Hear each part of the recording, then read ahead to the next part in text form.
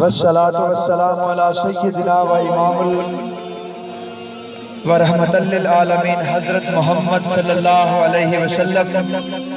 قال اللہ ربنا عز وجل فی القرآن المجید والفرقان الحمید جاء الحق وزهق الباطل ان الباطل کان زہوقا. قال النبی حضرت محمد صلی اللہ علیہ وسلم انما المسلم اخوہ.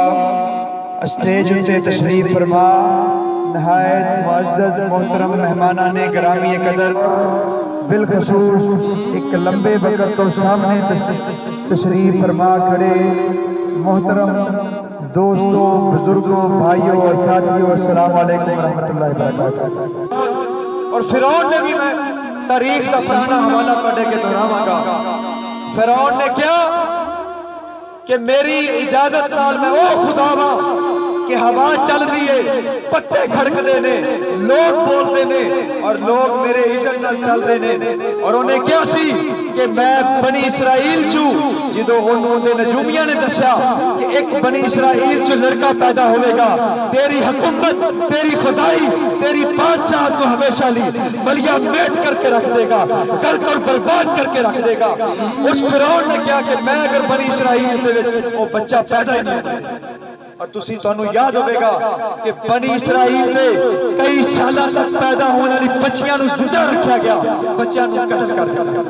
اور رب نے کیا کہ تیرے گھر چوں موسیٰ میں نہ پیدا کرا تو مینوں رب نے کلیا. اوہ فرعون جیڑا موسیٰ علیہ السلام دی موت دے انتظام کرنے واسطے بنی اسرائیل دی نسلاں نو کٹدا رہیا، تباہ و برباد کردا رہیا. رب نے ان دی اکھاں دے سامنے او دے گھر وچ او دی نیک پاک باد بی بی آسیہ دی کوکھ دے وچ او دی گود دے وچ موسیٰ نو الحمدللہ جوان کر کے دکھایا. اور اتھے پیدا جس طرح موسیٰ علیہ السلام پیدا ہوئے اور سارا واقعہ تھوڑے سامنے. اے رب دی خدائی اور رب دا امر جانتا ہے.